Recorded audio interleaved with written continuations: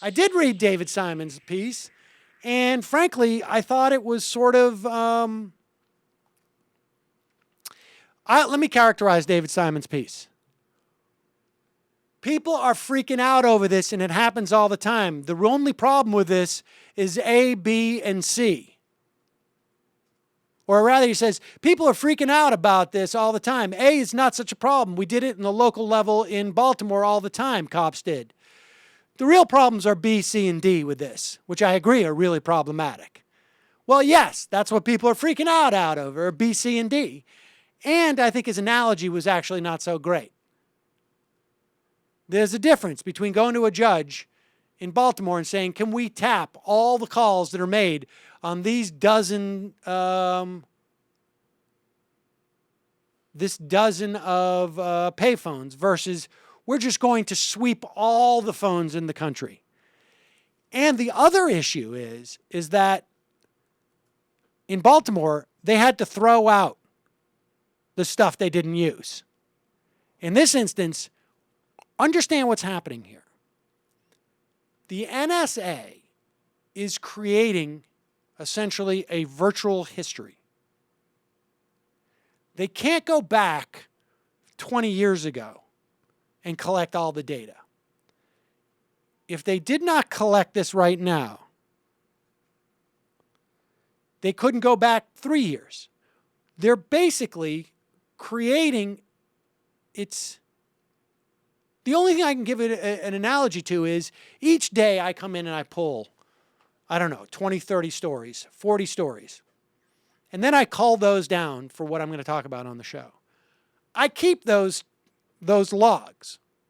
And if there's a story, and then I search them if I want to find a story, because I know that I have got, so if I remember there was one 3 months ago about this, I go in and I roughly search that general area. That's what the NSA is doing. They're not getting rid of all the extraneous information they're collecting. This is the program. The program is to collect a history of all activity. And if later on someone wanted to accuse Sam of something, they could just go back and look at his history of stories he pulled and get a complete, look, they could get a complete view of his political affiliation, what he believes, what he wants to push. So the problem here is twofold. One, that may be broader than the law was meant to allow. That may be what we as a public don't want. But the problem is that this data lives on. With now obviously being accessed, able to be accessed by literally tens, hundreds of thousands, if not millions of people who have this security clearance.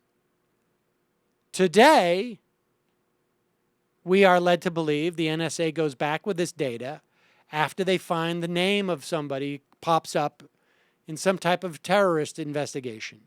And they go. And they search that out. Okay, we have the name of a guy, Michael Brooks. Let's go back and see who Michael Brooks was talking to 10 months ago.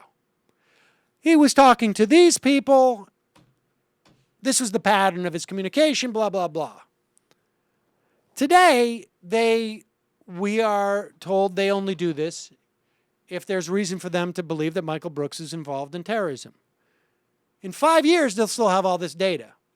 So maybe it's not just that Michael Brooks is involved in terrorism, international terrorism, where he wants to do existential harm to the United States. Maybe Michael gets so radicalized on this show that he is chaining himself to a tree to stop Keystone XL 5 pipeline. Let's see who else Michael was talking to back then, because he's involved in eco-terrorism. And maybe in 8 years, it's, Michael's such a radical vegan. Let's go back and see who else are involved in this. Or he is occupying a park. Or he is writing stuff that is encouraging people on YouTube to chain themselves to trees. I mean, this is the problem with keeping this data, with turning all our activities into a database. This is the problem with it.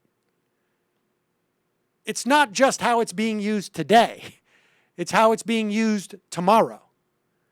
And if you look at the arc of time, there may be times where it seems to get better, following the Church Commission, for instance. But over a 40-year arc, there seems to be a certain push in a certain direction. There has been surveillance of vegans. So this is problematic.